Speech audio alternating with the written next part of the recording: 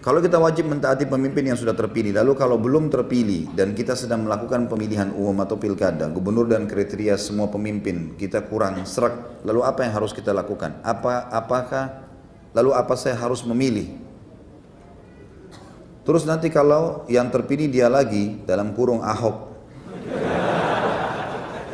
dia kan kafir, apa kita wajib mematuhi pemimpin tersebut dan bagaimana sikap atau bersikap seseorang yang kebetulan kerja di pemerintahan gubernur? Kita bagi dua pertanyaan ini ya. Yang pertama masalah, kalau seandainya ada calon-calon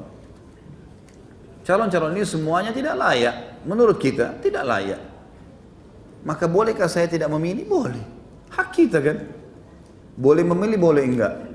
Saya bisa dong memilih, saya juga bisa tidak memilih, hak saya itu.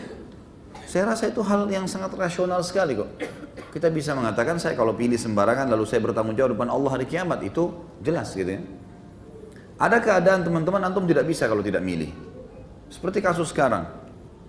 Tentu saya pribadi dan saya berharap semua muslimin sudah paham masalah itu. Kita tidak berharap Ahok ini jadi gubernur lagi, mustahil. Dan semoga Allah turunkan dia dan hukum dengan perilakunya, mustahil itu, sudah tidak mungkin. Ya, sedangkan dia tidak menghina saja agama Islam, nggak mungkin dipilih itu. Kebetulan aja dulu karena dia berpadar sama seorang muslim. Kalau dia dulu sendirian belum tentu dia menang, gitu kan.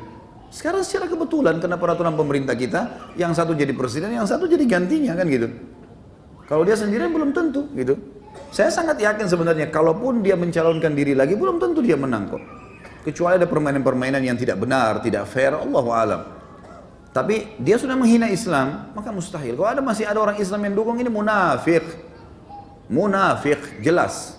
Allah mengatakan dalam surah An-Nisa ayat 138, 139. Allah mengatakan dan beritakan berita kepada orang-orang munafik bahwasanya mereka akan kena siksa yang pedih, orang-orang yang menjadikan orang kafir sebagai pemimpin mereka dan meninggalkan orang-orang yang beriman. Apakah mereka mengira ada kemuliaan di tengah orang-orang kafir itu?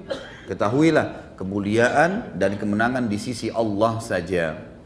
Jadi jelas Allah menyebutkan dalam An-Nisa 138, 139, orang-orang yang membela pemimpin non muslim di wilayah muslim adalah munafik. Jelas sampai dia bertaubat. An-Nisa mengatakan itu. Makanya saya ingatkan An-Nisa 138, 139, kembali ke ayat itu. Siapa orang tanya, ada yang membela pemimpin ini, tunjukkan ayat itu. Tetap dia tidak mau, ya Anda munafik. Allah yang berfirman. Mau marah terserah, silahkan marah. Ya. Nggak ada yang takut dengan dia marah gitu. Jelas-jelas salah kok, gitu kan? Di situ justru dibutuhkan kejantanan seorang mukmin. Salah ya salah, mau bagaimanapun tidak ada masalah. Mati itu di tangan Allah Subhanahu Wa Taala, gitu kan? Kecuali kalau memang masalah masih ada toleransinya, mungkin.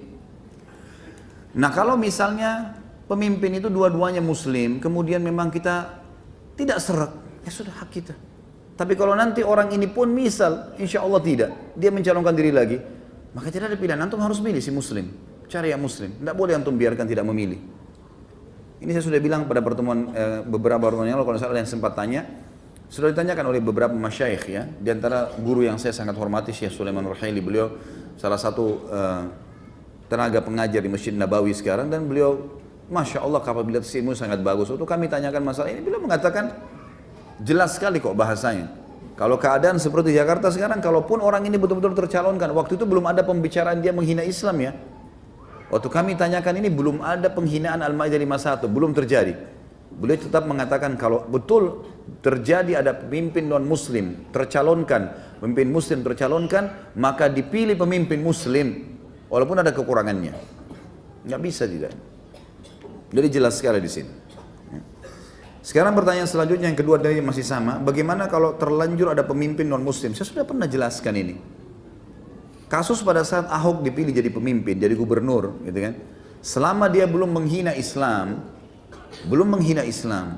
saya yakin kita tahu semua. Ada di antara ulama-ulama kita atau dai-dai kita yang mengatakan berontak lawan Ahok sebelum dia hina ya, nggak pernah kan? Nggak ada sama sekali. Nggak ada ustadz-ustadz bicara, nggak ada dai yang nyalain. Sesuai dengan hukum Allah kita patuhi. Yang tidak hukum Allah tidak sesuai kita tinggalkan. Sekarang kenapa kita ribut masalah ini? Karena memang dia menghina Islam, sudah lain ceritanya. Jadi kalau ada pemimpin non-muslim, baik itu dengan cara penjajahan, seperti waktu Belanda datang merampas Indonesia, gitu kan? Kita nggak punya kekuatan untuk melepaskan diri. Suku Tatar waktu datang menghancurkan khilafah Abbasiyah di Irak, membunuh banyak muslimin, banyak ulama, buku-buku semua dibuang di lautan, ya, sampai lautan itu berubah menjadi warna tinta semuanya, gitu kan. Kemudian banyaknya bangkai kaum muslimin yang dibunuh sampai puluhan ribu pada saat itu, dan mereka berkuasa. Maka tidak ada kekuatan kaum muslimin pada saat itu, dibiarkan mereka memimpin. Tapi kita berusaha, tentu kita berusaha maksimal untuk bisa, ya, mendapatkan pemimpin yang muslim. Tapi kalau sudah terlanjur atau kita berada di, baik itu dengan cara penjajahan atau misalnya kayak gini sekarang kasus Ahok di Jakarta, kena sistem yang muslimnya jadi presiden, dianya langsung jadi, selama dia tidak buat masalah ya sudah, tunggu sampai jabatannya selesai. Karena tidak mungkin kita bangkang sama pemerintah induk yang memang kita dilarang untuk keluar, kecuali memang kita dilarang sholat, ya. Karena kata Nabi SAW, taatilah pemimpin kalian walaupun seorang budak berkulit hitam dari Habasyah, dari Ethiopia, gitu ya. Walaupun pundakmu dipukul, ya, hartamu diambil, kalau selama dia pemimpin yang induk, ya, kalau kita bicara masalah presiden dan seterusnya ini atau raja, kita patuhi, gitu ya. Selama dia tidak melarang kita sholat. Kalau sudah melarang sholat sudah lain ceritanya. Allahu a'lam. Ya.